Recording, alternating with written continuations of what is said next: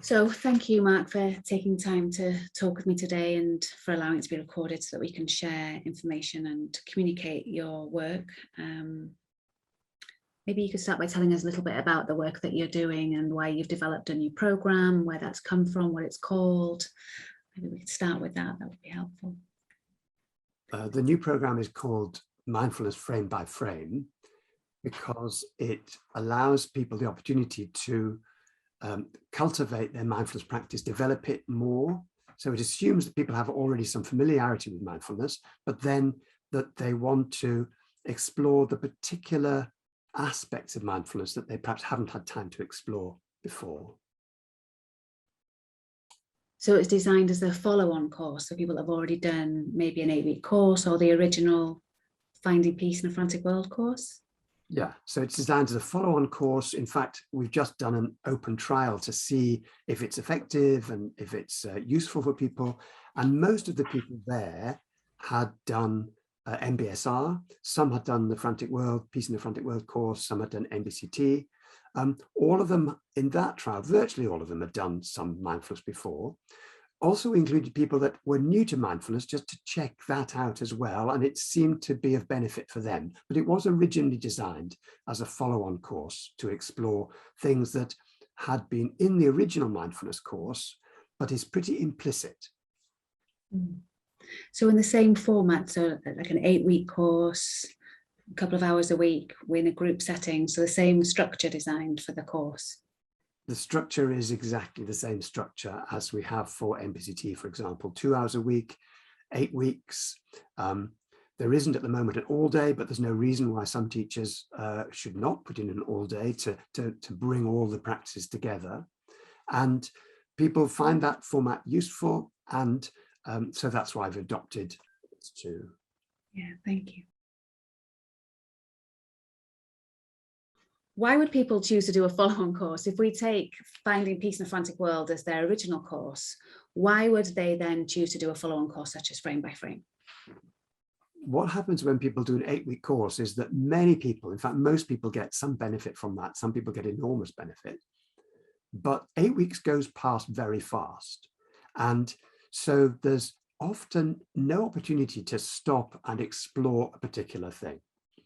That's why follow-on courses are useful. And you can do a follow-on in all sorts of ways. You can do it by yourself at home, just using the same recordings, but going through them more slowly. You can take a Taking It Further course that the OMC, for example, provides, the Oxford Mindfulness Centre. What we want to do in this is to allow people to explore an aspect of mindfulness, which actually, although it's implicit in all other mindfulness-based programs, it's never made explicit. It's called feeling tone. So the whole course, the whole 8 weeks is focused on one particular aspect of mindfulness, which is feeling tone. The whole course is geared up to enable people to examine feeling tone. So there are a couple of weeks of preparation for that, finding your ground and learning to take a pause when your mind wanders, in order to then use that pause to notice frame by frame, when your mind has wandered, what's the feeling tone? The feeling tone is this sense of positive or negative that every moment of experience has. Every contact with the body, every contact with the mind has a feeling tone. That is, it lies somewhere on the spectrum from highly unpleasant to highly pleasant, most of it pretty neutral. But if you can cue into that, it becomes really important because they are the tipping points for your mood. They're implied in all mindfulness courses, but there's no meditations to look at specifically that. Fascinating. So there will be meditation practices and new teachings specifically around the feeling tone as we go through life and make choices and recognize things. Yeah. The specific practices that can be taught in this 8-week program are practices that people might have done if they've been on a long retreat, but they're not part of the secular mainstream mindfulness offering up to now. And it's taken us some time to gather together the sense of what's needed in order to enable people to really look closely at this without getting so far away they never experience it, or so close to it that they get sort of sucked down into some of their experiences. So that takes some work, and that's why we go slowly. We teach these new skills, and then we circle back round to some of the things that other mindfulness courses do, but using these new skills as almost new lenses to look at these things frame by frame. Yeah, thank you. But one of the things that we found when we were developing the program, and for example, when we were writing the book, The Mindful Way Through Depression, we wanted to write about feeling tone, but we also wanted to have a meditation that would go with every bit of with every chapter, as it were. And we'd even written a draft chapter, and then we said, well, what's the meditation to go with it? There isn't one. So that chapter was dropped. It got some of it got dispersed into the book, but basically the chapter itself got dropped because there was no meditation to go with it. And so why develop a new course? Because we can do better at making mindfulness more helpful for people. There's the feeling tone there, underexplored. And there were other things as well that motivated us in the end. These were already good reasons. One was that psychology has moved on since those courses were developed in the 1980s and 90s. And psychology is giving new information about how the mind works, how action-based it is, how feelings work, how much influence they have on other processing. That all is beautifully coherent with the ancient wisdom about feeling tone, and it gives us another possibility of bringing it all together, this new aspect of feeling tone into a course, and the new aspect of psychology, and merging it together. A second thing that we were aware of was that now that mindfulness is being offered outside the clinics in which it was developed. Originally, John Kabat-Zinn developed it in a hospital. We developed it in our clinics in Toronto and Bangor and Cambridge, and then in Oxford. Now mindfulness is being offered right across the world. The people who come to a mindfulness class can't expect that they will always have people there seeing them who know about depression and trauma and anxiety and all the things that oppress people and afflict people. So when mindfulness goes out into the world, in the wider world, it needs to have within it, built into it, not just in the person of the teacher, but built into the practices, built into the program, a sensitivity to the sort of past experiences that people might have that might overwhelm them from time to time when they meditate, for example. So now David Treleaven has done some wonderful work, and his book, Trauma Sensitive Mindfulness, is a go-to place for mindfulness teachers. This course, because it's been developed now, since David did his work, can engineer that into the course, as it were, rather than rely on the teacher being a qualified clinician, for example. And there's a very simple, pragmatic reason as well for doing new courses and keeping them up to date, is that the download freedom, the freedom you get with the internet, be able to download a variety of practices, is wonderful.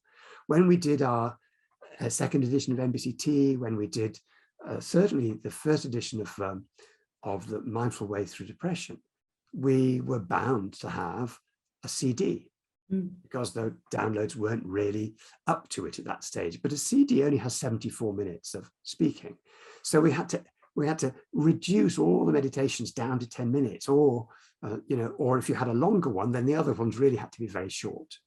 And now with the freedom to download, you can offer people a variety of practices, 10 minutes, 20 minutes, half an hour, minimal instructions, different ways of doing. And there they all are. People have more choice, and it can fit into people's busy lives. Yeah. And that's something that a new course, I think, needs to do these days, and which this course is able to do.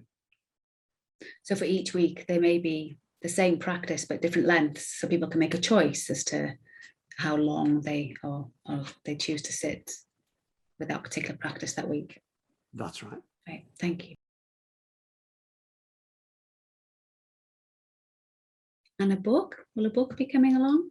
There will be a book. What the sequence of events will be that we have sent off an article to a journal which gives the data on the course, and it's an open trial of the first 9 courses that were taught around the world, which shows how effective it can be, the effect size as it's called, but also to make sure it's safe for people to use, as all mindfulness courses now have to have a duty of care to the people taking them, that they don't expect people to do things that will upset them too much and be too overwhelming. So you've got to put in the provisions in courses now, and most courses are doing this, to ensure that people have the sense of freedom all the time to move in and move out of any practice. And this course is specifically geared around those aspects too. And so we said, well, we produced this new course. Does it actually prevent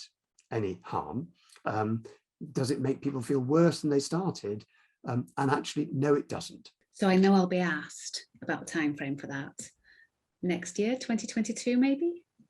I think the book is likely to be 2023. I think the article, I hope 2022, if all goes well, but it's now out of our hands, which is both the challenge and the excitement of peer review, that you never know what people are saying about it or what complaints they might have about, well, this wasn't clear or that wasn't clear. And usually things get better as your peers get involved and help you sharpen the ideas and the explanations.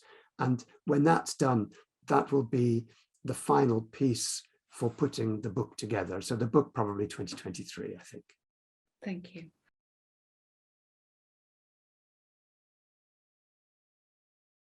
So how have you been disseminating this so far? What's been the work that's done today, and what's the plan for people to be able to book on to this kind of course in the future?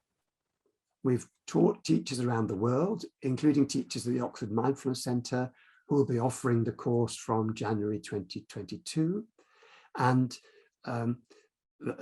then what happened with our other mindfulness courses, the mindfulness-based cognitive therapy that John Teasdale and Zindel Segan and I developed in the 1990s, which was made available through a book in 2002.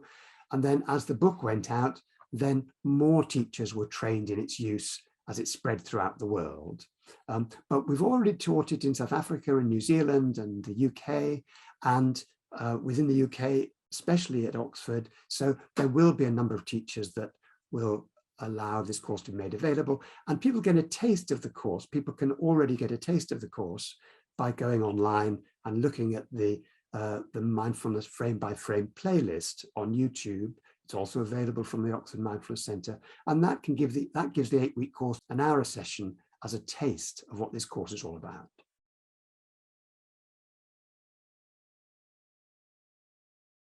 So if I'm already a trained mindfulness teacher and I'm interested in teaching the new course, how would I go about doing that?